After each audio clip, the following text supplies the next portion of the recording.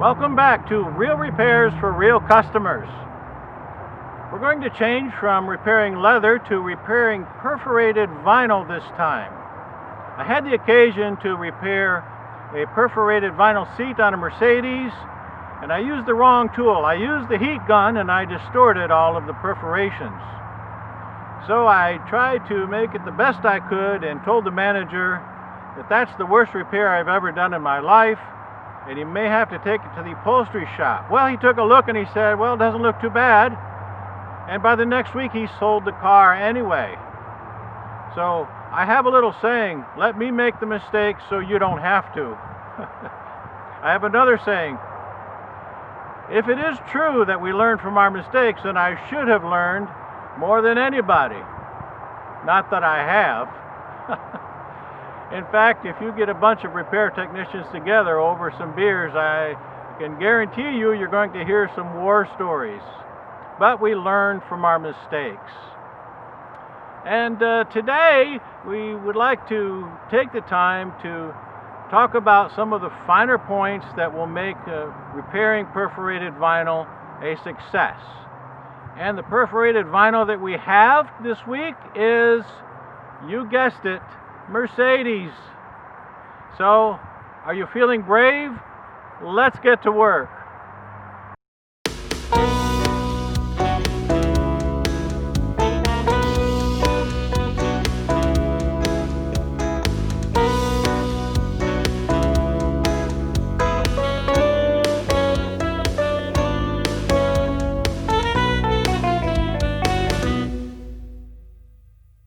So I have arrived at the job location, and here's a guy with his pants falling down. And I'm sure that he thought that this was where he could get his pants tailored. And I really wanted to rush over there and tell him that's not what they do here. This is an upholstery shop. But he got away before I could say anything to him. Too bad, because you know me, I'm just trying to help somebody out. So here's our Mercedes vinyl, and I'm ready to repair it with not a heat gun. It is a relatively small damage, but the vinyl is pulled almost completely loose. I'm going to preserve the original vinyl piece, but just put enough vinyl repair compound in there where we can reattach it on the sides. It's just a full set of seats too, but they're not damaged or Now anything. before getting started, I've already done the clean and prep, and I've also mixed up the color, so we're ready to go on the repair side. Now when I have some knowledge of the repair ahead of time that it's going to be out of the car, I usually bring a folding table with me, and in this case I've just set a couple of toolboxes on the ground and set my seat on that, because you know the show must go on. So here I'm just aligning that dislocated piece of vinyl just so that we can get a nice flat start here for our ironing.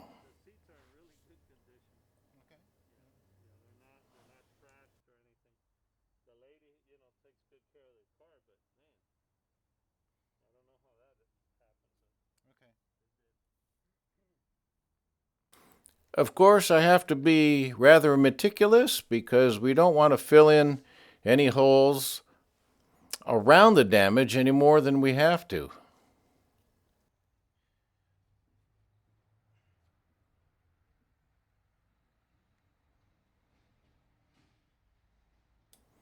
And so, of course, using the ironing method ensures that our repair stays nice and flat.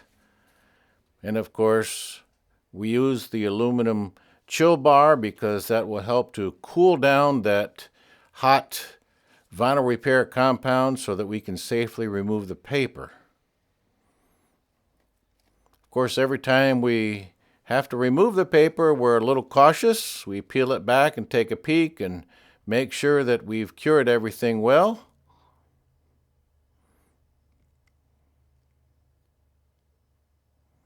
Once you've become accustomed to how hot your iron is, you have a better feel for how long you can leave it. Now I've got some of the holes that need cleaned out a little bit. And so as I go along, if I put compound in the holes, I can make sure to keep them cleaned out. Better to do it now than to try to do it later.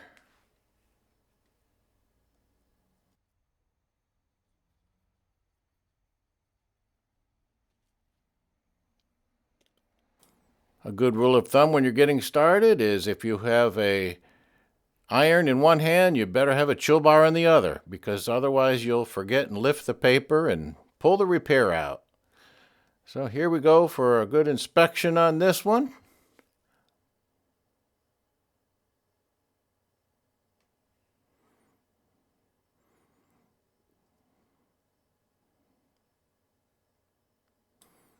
So I've done a little prep there, and we're getting ready to put a little bit of the color on there.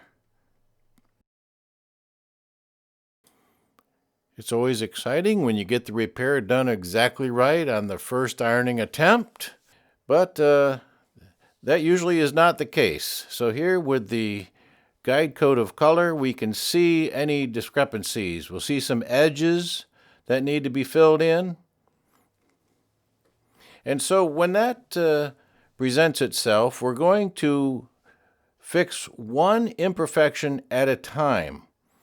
If we try to do the entire repair 3 and 4 times, it kind of gets out of hand. But if we target each imperfection one at a time, then I think you'll find you'll have greater control over your repair.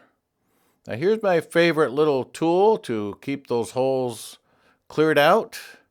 It's a very lightweight pick.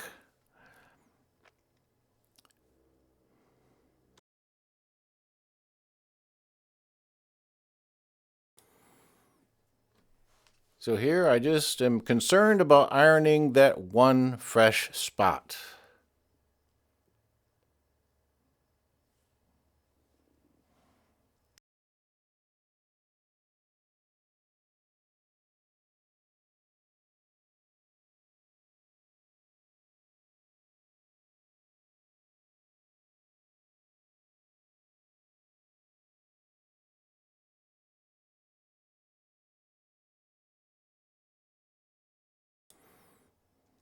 Again, the guide coat is an invaluable tool for you to be able to see your work properly.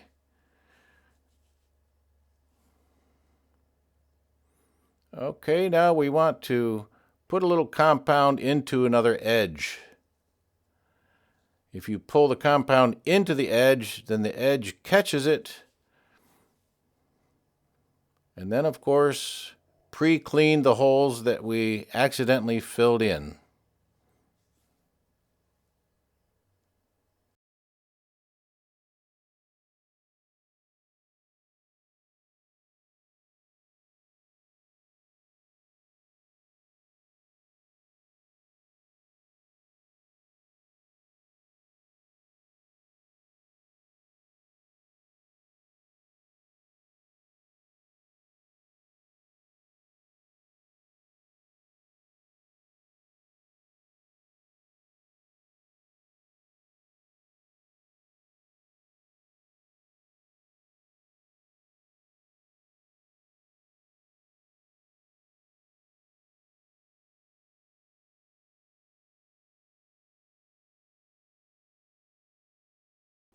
So that worked out pretty good on that repair, keeping everything to a minimum, targeting our imperfections, and keeping the holes cleaned out as we go. That seems to be the secret to success in that.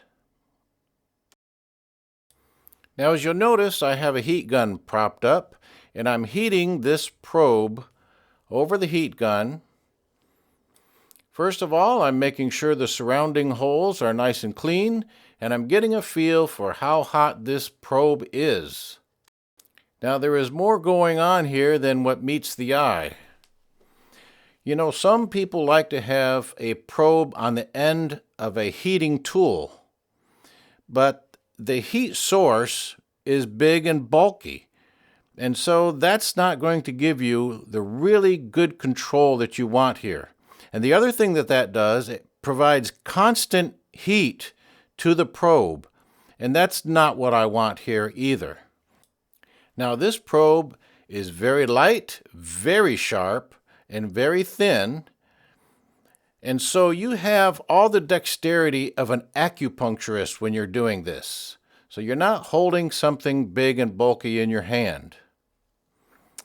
Also, if you'll notice, the probe is hot right at the point of impact, so we're making a mark while it's hot.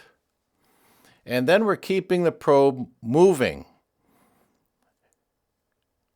Now the probe is cooling down immediately, and so while we're spinning this and keeping it free so it doesn't stick, it is cooling down. Then we can pull it out.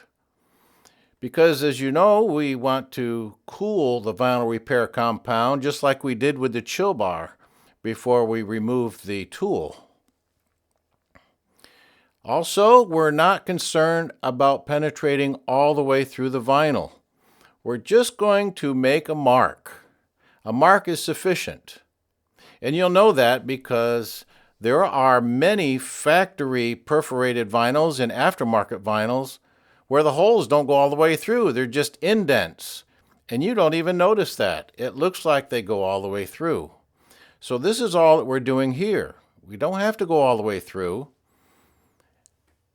The other benefit of this particular method, by not pushing it all the way through, and by the probe cooling down as we make our mark, is that we don't end up with a rim or a ridge around the hole, because that's typically what's been the worst part about this kind of a repair. We have no ridge doing this, and then we have pinpoint control over the positioning, and we have precise control over the heat. So all the way through this repair, you can see how we've kept everything small. We've done only what's required to get the repair leveled and cured, and only what's barely required to make these marks for this perforation. So unlike some repairs that get out of hand and get bigger than we wish that they would, this approach here keeps us small, keeps us clean, and keeps our repair looking as fresh as new. And now for prep, a very light mist of color, and we are done.